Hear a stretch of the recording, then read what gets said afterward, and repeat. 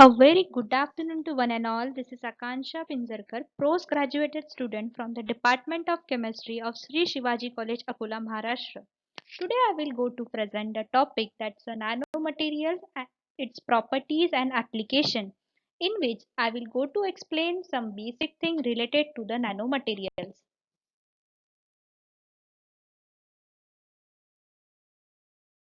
These are the contents on which I will go to focus, which include following points like the historical background behind the nanoscience development, what is a nanoscience actually means, what are the nanomaterial, some sort of properties of nanomaterial, the basic approach towards the synthesis of the nanomaterial, and some applications of the nanomaterials. Let us see one by one. Now, firstly, let us know about the historical background behind the nanoscience. The idea and the concept behind the nanoscience and the nanotechnology given by the physicist Richard Feynman long before the term nanotechnology was used. He described the process in which scientists will be able to manipulate and control individual atoms and molecules under his talk entitled There is Plenty of the Room at the Bottom at a meeting held at the American Physical Society, California. He came to know the father of nanoscience. After that, a Professor Norio Taniguchi coined the term nanotechnology, hence the modern technology begins. Here, why has said the modern? Because the nanoscience used since centuries. The nanomaterial were used in a stained glass windows of churches having alternate size of the gold and a silver particle. It was also used to give the various artistic effect during the ancient time, and there are the many more examples which can tell us how this nanoscience were used earlier in the pre-modern era.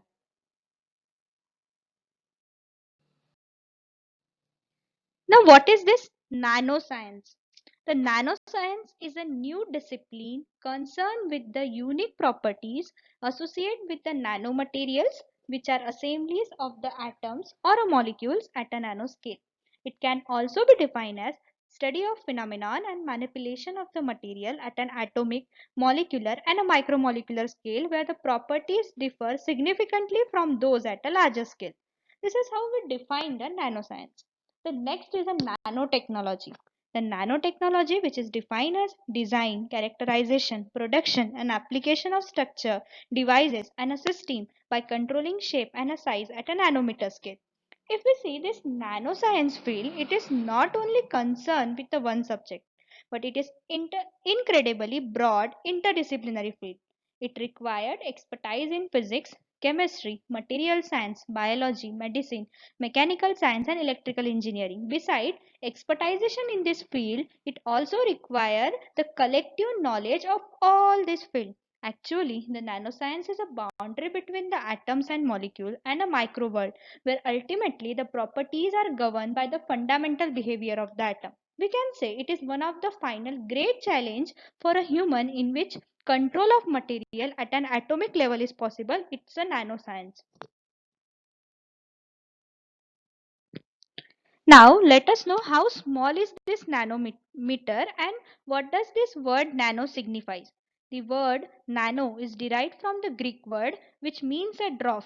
Nano refers to scale of a size in a metric system. It is used in a scientific unit to denote 1 billionth of the base unit, approximately 1 lakh times smaller than the diameter of the human hair.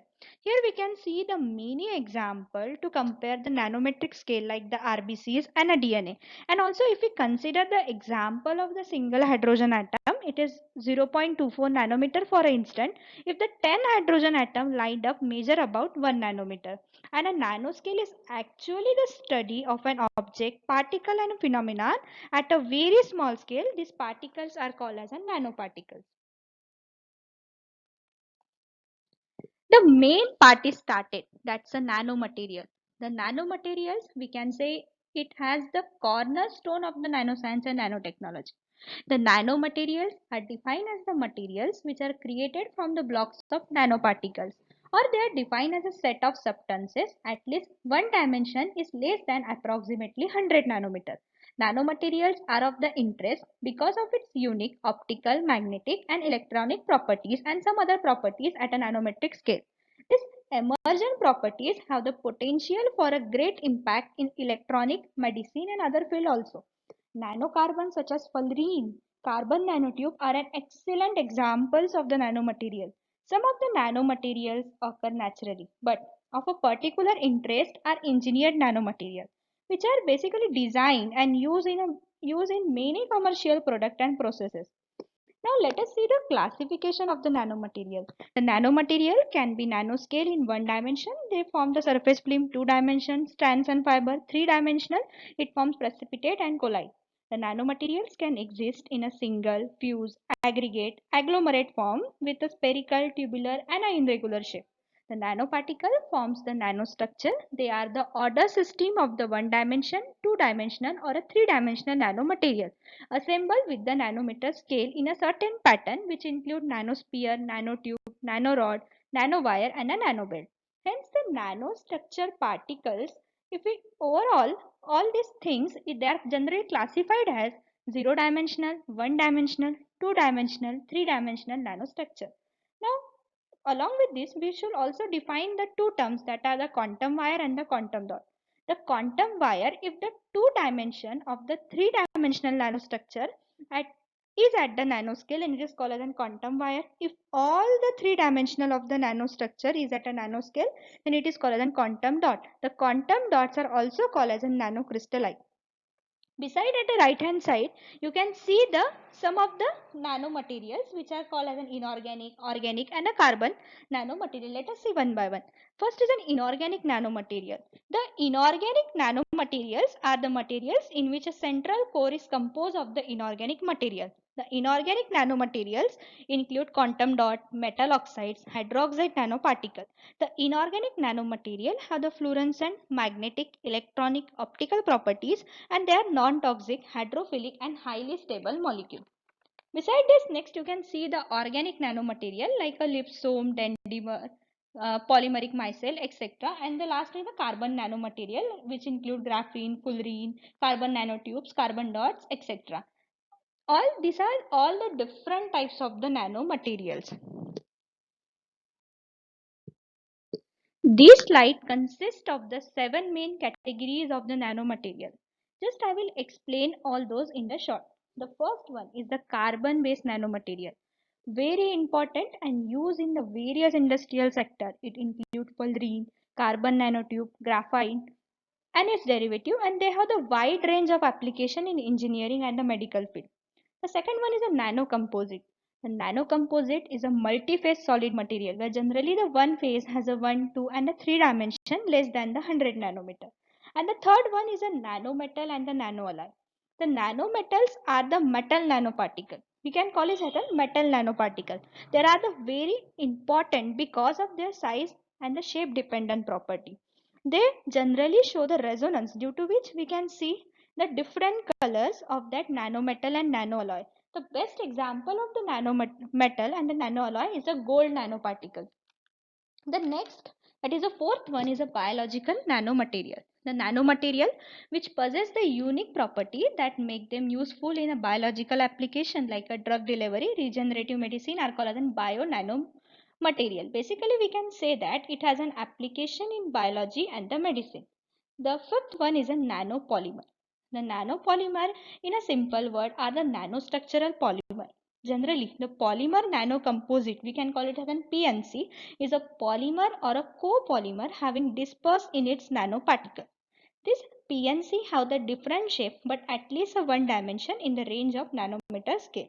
They have the various application in catalysis and the sensor. They are the nanopolymer.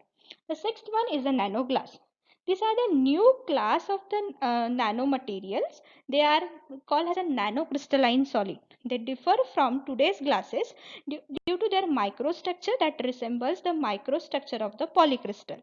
They are more ductile, catalytically more active, and hence these nanoglasses are developed.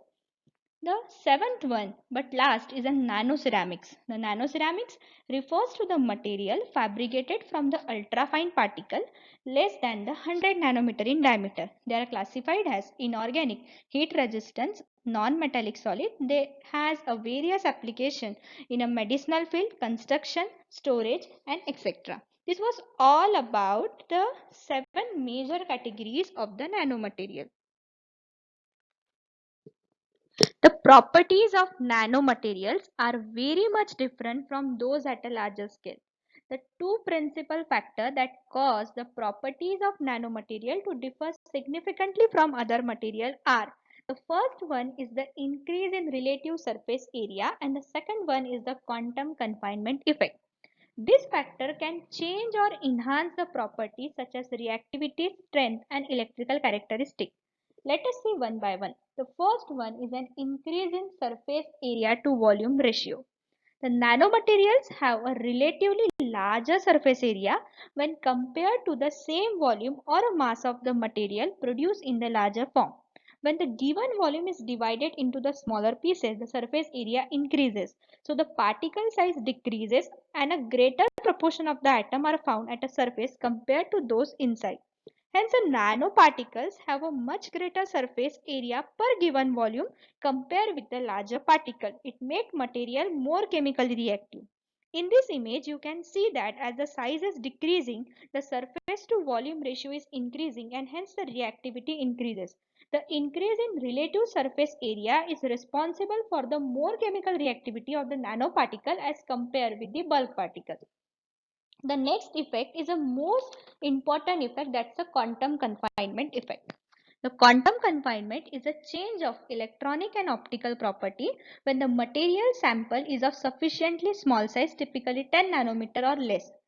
If we want to know about the quantum confinement, uh, each word signifies separately. If we see the confinement, which means to confine the motion of randomly moving electron to the restrict its motion in a specific energy level, and the quantum reflect the atomic realm of a particle. So as the size decreases, the decrease in confining dimension makes the energy level discrete. This basically leads to widening of the band gap. As in this image, you can clearly see that the size is decreasing and the band gap is increasing. Actually, this confinement of the electron and hole in a nanocrystal significantly depend on the material property.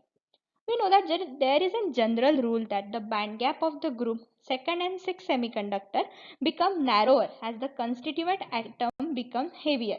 In the case of the nanoparticle with a diameter 2 to 10 nanometer, the band gap is increased due to the quantum size effect compared with the bulk semiconductor. It leads to the various fluorescent color reflecting small difference in the particle.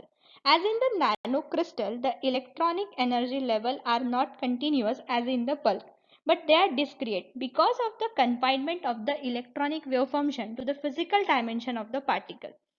Well, this was all about the two principal properties of the nanomaterials due to which the nanomaterials differ from the bulk material. Now, the properties of the nanomaterial. As we know, the nanomaterials have the properties that are different from those of the bulk material. The nanomaterials have the unique properties. Let us see one by one which are they. First is a physical property. If we consider the physical properties like a melting point, it changes as the size decreases. What is the reason behind the change in its physical property? If we see the crystal structure of the nanomaterial, or a nanoparticle, it is same as the bulk structure with a different lattice parameter, and also the interatomic spacing decreases with the size.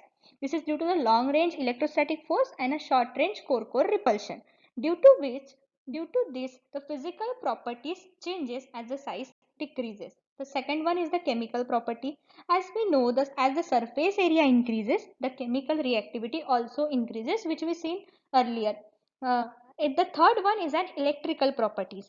If we see the energy band structure and a charge carrier density in the material, it can be modified quite differently from their birth, which in turn will result in a modification of the electrical property. This can be understood by taking an example of the nanoparticle made up of the semiconductor material are not semiconductor like germanium. So they show the diverse electronic property. The fourth one is a magnetic property. The magnetic moment of the nanoparticle is found very less as compared to the bulk size. For example, bulk gold, platinum are a non-magnetic, but at a nano size they are magnetic. It changes the magnetic property as the size decreases. This was all about all the properties regarding the nanomaterials. Now, next is the synthesis of the nanomaterial. I just explain here the basic approach of synthesis of the nanomaterial. The nanomaterial deals with a very fine structure. Nanotechnology relates to the ability to build functional devices based on the control assembly of a nanoscale object for a specific technological application. For a synthesis of the nanomaterial, there are generally the two approaches. First one is a top-down approach. Second one is the bottom-up approach. Now, what is this top-down approach signifies? The top-down approach refers to the slicing or a successive cutting of the bulk material to get a nano-sized particle, that is, disassemble of a bulk solid into the finer pieces until they are constitute only the few atoms. The second one is a bottom-up approach, refers to the buildup of the material from the bottom atom by atom, molecule by molecule, or a cluster by cluster, that is, assembly of the atom together. By considering these two approaches as a basic, further the synthesis of the nanoparticle can be done by some physical method, chemical method, and the biological method. This was how the nanomaterials are get synthesis. This was just a basic approach of the synthesis of the nanomaterial. The applications of the nanomaterial. Here I have mentioned the application of the nanomaterial in the various fields. As a nanoscience is an interdisciplinary field, it has a numerous application in the various fields. The first one is in the chemical industry. In a chemical industry, it is used as a fillers for a points steam, coating, various as a catalyst in a various reactions and etc. These are the application in the chemical industries. Second one is an automotive industries. It is used in a construction, painting, catalyst and a sensor. Third one is a medicine. In a medicine, it has a major application. It is used in a drug delivery system, active agent, medicinal rapid test, antimicrobial agent, etc. In also in this medicinal field, the various recent development are going.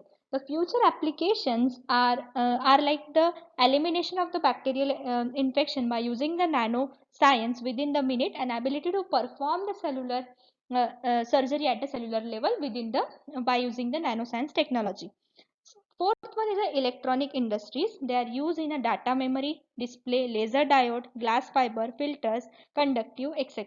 Fifth one is an energy sources. The nano materials are also used in a energy sources like fuel cell, solar cell, batteries, etc.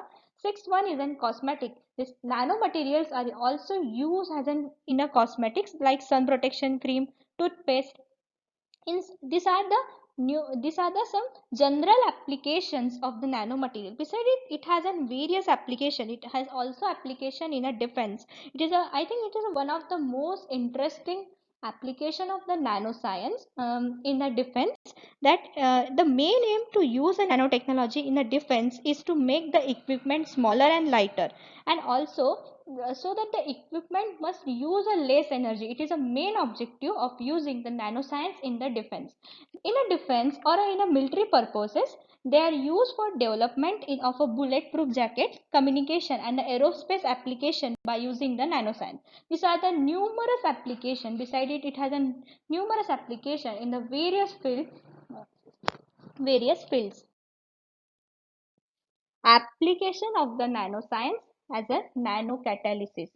The magical characteristic change occur at a nano size have attracted researchers across the globe towards the nanoscience and the nanotechnology. Here, I have explained one of the most important application of the nanomaterials, that's the nanomaterial in catalysis process. The nanocatalysis is one of the most enlightened application of the nanomaterial. It's used as a catalyst in a various reaction. The key objective of the nanocatalyst research is to produce a catalyst with 100% selectivity, extreme high activity, low energy consumption and a long lifetime. The nanoparticles are involving in the field of catalysis because of their optical, electrical, mechanical and the chemical properties are the function of their size, composition and the structural order. This leads to the new improved catalytic property.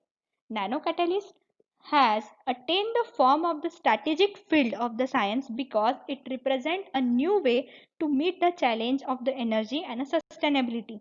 The nanocatalysts are the new class above the classical homogeneous and the heterogeneous catalysts. The nanocatalysts are often considered as a quasi-homogeneous system. Here you see in the diagram at the left hand side shows some of the advantage of using nanocatalysts like high efficiency. The high efficiency, high selectivity at a high conversion rate under a mild reaction condition is the most prominent benefit that a nanoparticle catalyst can provide compared to the typical heterogeneous catalyst. Besides, sustainability, minimum chemical waste, improved economy, safer catalyst and a reagent and one of the most important advantage of using the nanocatalyst is that they are recycled. That is its property has an recyclability. Here on the right hand side, some of the characteristics of the nanocatalyst are also given, like a larger surface area, high catalytic activity, prone to agglomerization, adsorbent, and the broad range of application this nanocatalysis have. The example of the nanocatalyzed reaction, this is the most important.